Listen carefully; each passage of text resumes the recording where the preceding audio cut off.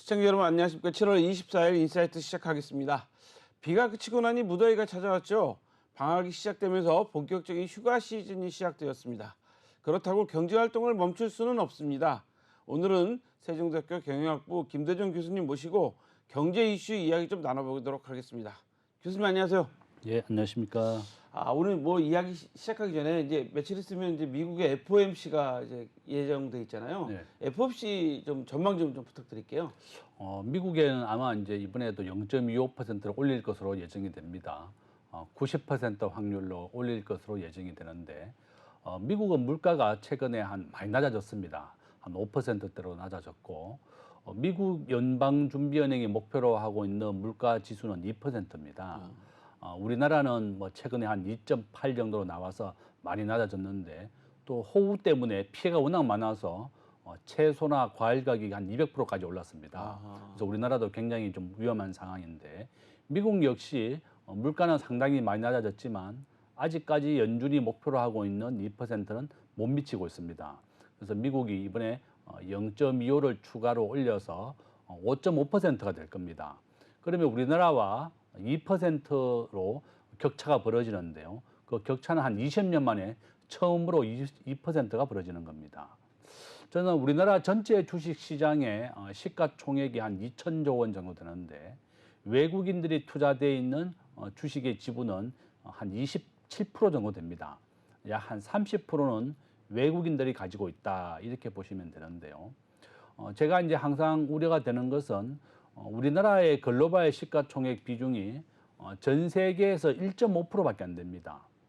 글로벌 시가총액 비중을 따지면 미국이 60%, 일본이 6%, 중국이 5%, 그다음에 영국과 프랑스가 5%, 4%입니다. 그러니까 우리나라가 1.5%밖에 안 된다. 여기에다가 원화가 국제금융에서 결제가 되는 비율은 0.1%밖에 안 됩니다. 세계 30위권으로 낮아져 있고 저는 외환 위기가 났는 아르헨티나 지금 현재 기준금리 100%입니다. 연 100%까지 났다. 그래서 결론은 전 세계 경제가 좀 안정이 되고 있지만 미국은 아직은 본인들이 목표로 하고 있는 2% 물가에 못 미치기 때문에 아직 기준금리를 한 번 더 올리겠다. 0.25로 올리겠고 아마 기준금리 FOMC가 3번 정도 회의가 남아 있는데요. 한 번 더 올릴 겁니다. 미국은 5.75를 현재 최종 금리 목표로 하고 있습니다. 그렇다 그러면 앞으로 이번 26일 날 올리고 한 번 더 올리겠다 예정이 되어 있고 한국은행 입장에서 아주 지금 난감합니다. 기준금리 격차가 너무 많이 벌어지게 되는 거고 현재 또 우리나라의 기준금리 3.5%를 올리려고 해도 현재 한국에 상장되어 있는 2,500개의 기업 중에서 이자를 못 내는 기업이 30%나 됩니다. 국내 경제도 워낙 어렵고 또 내년에 이제 국회의원 선거도 있고 최근에 부동산 시장이 한 10% 반등을 했고요. 2022년 작년 최고점 대비 87%까지 회복을 했습니다. 이런 상황에서 한국의 기준금리를 추가로 올린다 그러면 경제에 또 찬물을 끼얹는 것이 됩니다. 또 이런 이유 때문에 좀 현재 4개월째 동결을 하고 있는데 미국과의 격차가 더 벌어지는 거라든지 또 한국이 기준금리를 올리게 되면 또 경제에 대한 찬물을 끼얹는 아주 미묘한 갈등의 한게 있는데 아마 한국은행은 정교한 정책을 잘 발휘해야 될 것이고 아마 이제 미국이 이번 주에 기준금리 0.25% 올리고 난다면 한국은행의 한 통위에서는 아마 심각한 고민을 좀 더 하게 될 것이다. 그렇게 전망할 수 있습니다. 예, 그렇군요. 자, FOMC 전망에 대해서 우리 교수님과 좀 말씀을 좀 들어봤는데요. 자, 이제 본격적으로 이야기 시작해 보겠습니다. 자, 요즘 휴가철이잖아요. 휴가철이니까 사람들이 관심이 많습니다. 해외로도 많이 여행 가시고. 그 여행을 하다 보니까 항공사를 이용하게 되죠. 요즘 우리 경제의 관심사 중에 하나가 대한항공과 아시아나항공이 어떻게 되고 있는가 궁금합니다. 좀 어떻게 되고 있어요? 굉장히 지금 어렵습니다. 우리나라도. 아마 이제 뭐 중국이나 여타 나라에서는 우리가 허락을 받았는데 네. EU와 미국에서는 지금 거절하고 있습니다. 우리나라 잘 아시다시피 이제 우리나라는 뭐 거의 섬나라와 마찬가지입니다. 그렇죠. 북쪽으로는 북한과 중국이 있기 때문에 이제 섬으로 되어 있고 우리나라 전체 화물 수출의 99%는 다 배로 이용되고 있고 네. 사람의 이동은 거의 막 90%가 항공기로 이용되고 네. 있습니다. 한국이 거의 섬나라와 비슷한 상황에 놓여 있기 때문에 우리 국민들이 해외로 나가는 이 대한항공과 아시아나 항공사가 정말 중요한 역할을 하고 있습니다. 그렇죠. 이런 상황인데 아시아나가 이제 워낙에 큰 부실이 부실, 되었고 우리가 박삼구 이제 금호그룹에서 네. 인수할 당시에 이제 이게 특혜라고 할 정도로 굉장히 큰 특혜를 받았습니다. 그렇죠. 이게 바로 아시아나의 항공인데요. 아시아나 항공이 이렇게 부실 덩어리가 되면서 대한항공이 인수를 하자 이렇게 되었는데 지금 미국이나 유럽에서는 대한항공의 이제 좀 선론 문제라든지 또 노선의 문제 이런 것 때문에 굉장히 독점에 대한 우려를 가지고 있습니다. 미국이란 나라는 굉장히 공정하고 투명한 것 같지만 또 자국 중심의 평가를 굉장히 많이 합니다. 대표적인 것이 바로 마이크로소프트인데요. 윈도우의 전 세계 소프트웨어 95%를 독점하고 있는데 미국 대법원은 최종적으로 마이크로소프트 독점을 평가하지 않았습니다. 독점이 아니다. 만약에 독점을 막 깨뜨린다 그러면 마이크로소프트가 분할이 되고 기업이 분해가 되기 때문에 그렇죠. 독점이라고 하지 않고 오케이 이렇게 승인을 해줬습니다. 이와 같이 미국은 뭐든지 자국 기업의 중심으로 결정을 한다. 최종적으로는 미국의 이익에 부합하고 미국 경제에 도움이 되는 방향으로 결정하고 있습니다. 지금 이제 대한항공과 아시아나가 합병을 하게 된다 그러면 또 선론 문제나 노선에 관련돼 있어 대한항공이 너무나 커지기 때문에 미국 기업에 좀 불이익이 될 것이다. 뭐 이런 것 때문에 저는 승인을 안 하고 있다고 보고 있고요. 또 한국의 입장에서는 아시아나와 같이 좀 부실 기업을 방치해 둘 수도 없는 그렇죠. 상황입니다. 그래서 산업은행이 지금 현재 우리 아시아나의 대주주로 되어 그렇죠. 있는데 빨리 해결을 하는 것이 필요하다. 미국에 대해서 우리가 설득을 잘 해야 됩니다. 대한항공과 아시아나가 합병이 되어야만 미국 기업에도 도움이 되는 방향으로 간다는 것을 잘 설득하는 것이 설득의 방법이다. 저는 그렇게 봅니다. 아, 그렇군요. 근데 이제 중국하고 호주는 이미 다 승인을 해줬잖아요. 중국하고 호주는 승인을 해줬는데 미국, EU, 일본만 지금 남았고 EU는 계속적으로 자료를 보완하라고 하고 있고 이런 상황인데 야 이거 보면 우리나라 뭐 사실은 아시아나하고 대한항공이 합병하는 게 저가항공에도 좀 도움이 되지 않겠습니까? 저가항공들이 노선을 늘리는 데 상당히 도움이 될 것 같아요. 그렇습니다. 지금 저도 이제 최근에 이제 일본을 잠깐 다녀왔는데 저가 항공 타고 갔다 왔습니다. 예. 저가 항공은 지금 우리가 잘 아시다시피 LLC 예. 로우입니다. 로우 앞에가 이제 L자가 붙어서 로우입니다. 저가 항공이 진짜 저가 항공이다. 낮은 비용으로 가는 거고 과거에 뭐 보면 뭐 일본만 해도 뭐 수십만 원 했지만 요즘 뭐 왕복이 10만 원짜리도 있습니다. 이 정도로 저가 항공이 하고 있고 비행기라고 하는 것은 만약에 이것이 많이 꽉 채우지 않는다 그러면 빈자리로 간다 그러면 비행사로서는 손해가 많습니다. 그렇죠. 그래서 바로 저가 항공이 많이 들어와 있는 건데 지금 현재 지금 대한항공과 아시아나는 국제 노선으로 많이 하고 있고 장거리 노선. 예, 장거리 노선 중심으로 되어 있고 저가 항공도 뭐 싱가포르나 인도까지는 중간거리, 계속 하고 예, 있습니다. 중간거리. 진출을 하고 있는데 안전성이라든지 이런 거는 당연히 이제 대형 항공사가 유리하겠죠. 그래서 결론은 아마 치열하게 서로 어떠한 방법으로 하는 것이 유리하냐. 우리나라의 입장에서는 당연히 대한항공과 아시아나가 합병이 되고 아시아나의 부실을 대한항공이 좀 따르면서 좀 더 규모의 경쟁을 해야 되는 건데 해외 기업의 입장에서는 이것이 합병이 됐을 때 오히려 자기들에게 경쟁자. 불이익이 될까 봐. 그래서 정부가 설득을 잘 해야 되는 겁니다. 이거 유럽이나 미국 항공사에게도 더 도움이 된다는 방향으로 자유시장 경제의 항공사가 더 많고 성장이 되어야만 유럽과 자유진영에도 도움이 된다고 하는 것을 설득을 해야 된다. 그렇게 또 말씀을 드리겠습니다. 아, 근데 이 와중에 얼마 전에 그 아시아나노조가 무슨 임금 협상에 결렬돼서 파업한다고 그랬다가 철회를 했어요. 아시아나는 왜 그런 겁니까? 아시아나의 얘기를 들어보니까 예. 지난 한 3년간 코로나 때문에 임금이 동결됐다. 아, 대한항공이나 나머지 그래도 항공사는 화물 운송도 하면서 그렇죠. 또 생존을 많이 했고 아시아나가 굉장히 그동안 어려웠기 때문에 임금이 동결됐기 때문에 이번에 10% 급여를 올려달라. 이렇게 이제 항공사 노조가 이제 요청을 했고, 기업의 입장에서는 2.5%만 올려주겠다. 지금 세계 경제도 어렵고 또 항공사 자체가 굉장히 어려운 상황이기 때문에 좀 협조해달라 이렇게 됐는데 결론은 이제 노조가 이제 포기를 했습니다. 지금 세계 경제도 굉장히 어렵고 아시아나 대한항공의 합병의 문제도 있고 또 지금 현재 성수기입니다. 그렇죠. 완전히 그 조종사들이 그래도 연봉을 많이 받는 직업입니다.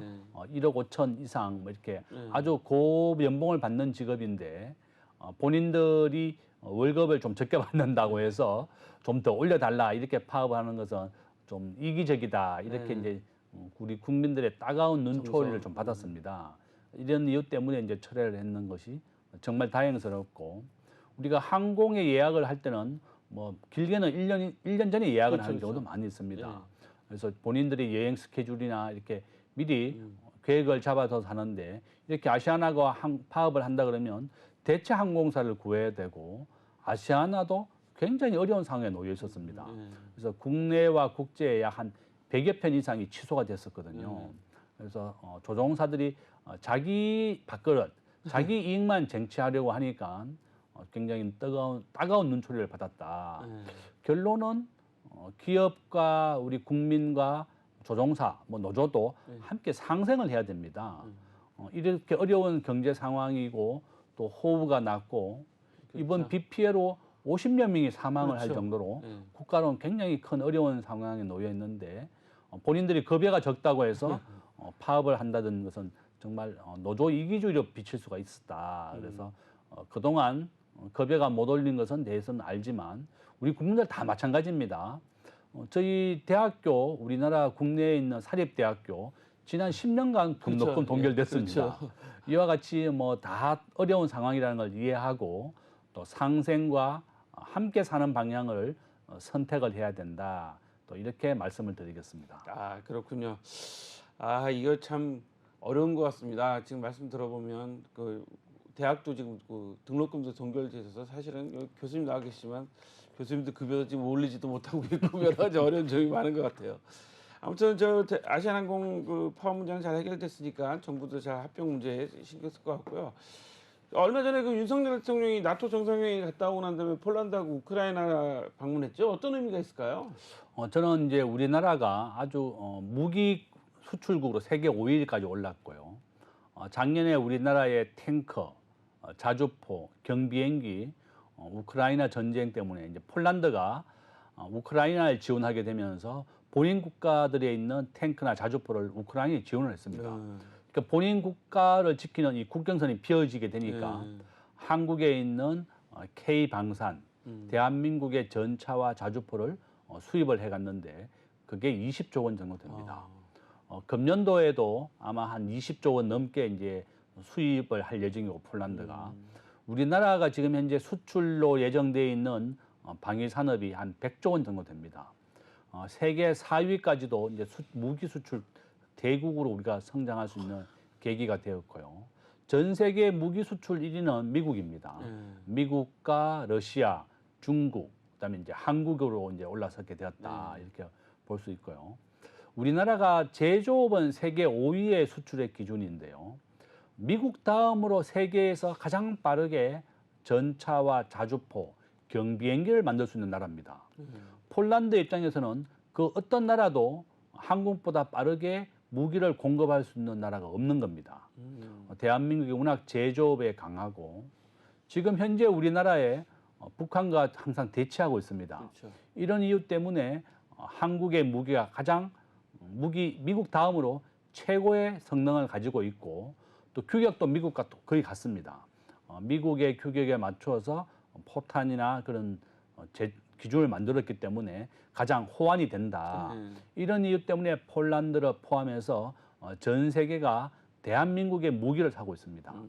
저는 우리나라가 이렇게 반도체, 석유화학, 철강, 기계 이런 게 한국의 수출 품목인데요. 이제는 K방산, 방위산업도 우리 대한민국의 가장 중요한 수출 품목이 되었다. 이렇게 방위산업이 성장함으로 인해서 우리나라는 국가 안보에도 크게 기여하게 됩니다. 뭐 잘 아시다시피 우크라이나 지금 전쟁 1년 반 이상 지속이 되고 있는데요. 우크라이나는 과거에 핵무기가 1,800개나 있었습니다. 근데 러시아가 가지고 있었던 우크라이나에 남아있던 핵무기를 그대로 우크라이나가 인수했는데요. 미국과 영국, 유럽, 러시아가 2000년도에 부다페스트 조약이라는 걸 맺었습니다. 만약에 우크라이나가 1,800개의 핵무기를 다 없애더라도 연합국가, 미국, 영국, 러시아가 우크라이나를 지켜주겠다고 약속을 했습니다. 이것을 바로 헝가리 부다페스트 조약이라고 부릅니다. 그런데 세상은 믿을 수가 없습니다. 그 어떤 나라도. 이렇게 우크라이나의 1,800개 핵무기를 다 없애고 난 다음에 우크라이나가 한 5년 전에 크림반도를 합병을 했고 작년에는 우크라이나를 전격적으로 침범을 했습니다. 이와 같이 전 세계 그 어떤 나라도 자국의 국가를 지킬 수 있을 정도의 무기를 비치해야 되는 것이고 우크라이나가 만약에 단 한 발의 핵무기만 있었다 그래도 러시아가 공격을 하지 않았다는 겁니다. 이런 이유 때문에 이제 북한의 김정은은 더더욱 핵무기를 못 없애는 그런 상황이 됐다.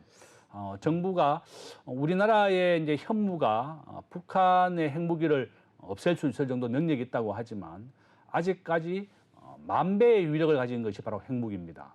아무리 현무가 좋다고 하더라도 핵무기를 이길 수 없습니다.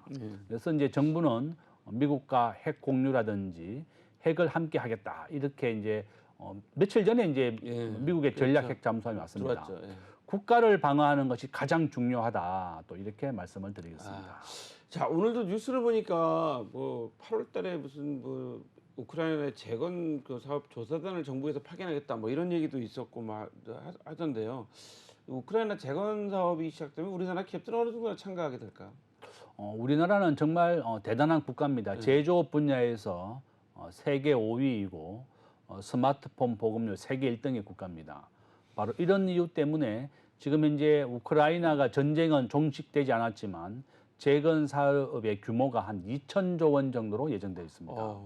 여기에서 우리 대한민국이 할 수 있는 분야가 한 70조 원 정도 건설, 통신, 인프라 이런 게 이제 한국이 참여할 분야다. 이런 이유 때문에 이제 윤석열 대통령도 우크라이나를 전격 방문했고 또 우크라이나를 가장 많이 도와주고 있는 폴란드와 무기 협상이라든지 군사 원조, 재건 사업을 진출하고 있는 겁니다. 아마 우리나라가 우크라이나의 전쟁이 종식된다면 건설 분야, 철강, 화학 많이 진출해야 될 겁니다. 그래서 우리나라 한국 경제가 또 부활할 수 있는 또 계기가 된다. 저는 이렇게 대통령이 우크라이나를 전격적으로 방문해서 이렇게 일단 전쟁이 종식되는 거에 적극적으로 도와줘야 되겠지만 또 이 재건 사업을 향후에 또 하는 것도 정말 필요하고 바람직하다 이렇게 말씀을 드립니다. 아, 그렇군요. 자, 우크라이나를 대통령이 방문하니까 일각에서는 뭐 러시아를 향해서 우리가 무슨 뭐 선전포고한 거 아니냐 뭐 이런 이야기도 했고 그러는데 사실 그거보다는 전쟁 종식 세계 평화 문제와 또 우리나라 기업들이 우크라이나 재건 사업에 또 참여하게 됨으로써 얻어지게 되는 경제적인 국가적인 이익 뭐 이런 것 다 복합적으로 생각해서 가신 거라고 저희 생각하면 되겠죠. 자, 그러면 이제 오늘 이제 교수님한테 사실 이 질문을 저희가 지금 준비를 하면서 좀 고민을 좀 많이 했는데요. 마지막 질문이 될 것 같은데 그 전격적으로 어젠가 그저께 그 원희룡 장관이 서울 양평 고속도로 그 자료를 국토부 홈페이지에다 전부 55건인가를 전부 그 과정이랑 다 자료를 다 공개했다 그래요. 그리고 이 자료를 보고 궁금한 거 있으면 다 질문 받아서 해주겠다. 장관이 직접 대답해주겠다 했더니 제가 오늘 아침에 어느 종편 방송을 잠깐 보니까 어느 출연자가 느닷없이 그거 보니까 뭐 문제 많다 뭐 이런 식으로 또 이야기를 하는데 저희는 그런 뭐 정치적인 논리를 떠나서 자, 이 정도로 이제 국토부가 공개할 정도로 이제 국책 사업이잖아요. 중요한 사업이잖아요. 사실 저도 작년 재작년 양평에 가서 사업을 좀 해봐서 양평 사정을 좀 아는데 자, 이런 국책 사업에 예타 면제도 막 하고 그러잖아요. 그러면 이 예타와 이 양평의 국책 사업 이런 걸 떠나서 경제학적으로 좀 보실 때 교수님 냉정하게 정치를 다 떠나서 경제학적으로 보실 때 이 서울 양평 고속도로 어떻게 해법을 찾아야 될까요? 저는 가장 중요한 것은 우리 경제학의 목적은 공정성하고 효율성입니다. 어떻게 우리가 양평 고속도로를 내는 것이 가장 공정하고 가장 효율적으로 이루어지느냐. 이것은 이제 경제적으로 가장 이익이 되는 방향으로 선택해야 되는 겁니다. 우리가 이제 국회에서도 항상 법을 만들거나 입법 정책 할 때 가장 중요한 것은 국민들 다수의 이익이 되는 것이 어떤 것이냐. 그것을 가지고 해법을 찾는 겁니다. 아마 이제 양평 고속도로도 기존 노선과 변경된 노선 중에서 어떤 것이 우리 양평 국민과 또 양평의 고속도로를 이용하는 많은 국민들에게 더 도움이 되는 것이냐. 이것을 가지고 해결해야 되는 겁니다.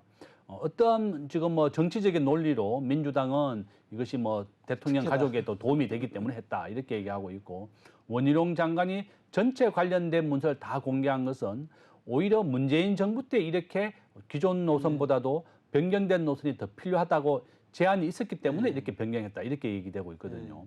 그래서 가장 중요한 것은 양평의 국민들 또 고속도로를 이용하게 되는 우리 국민들 다수의 이익이 어디에 있느냐.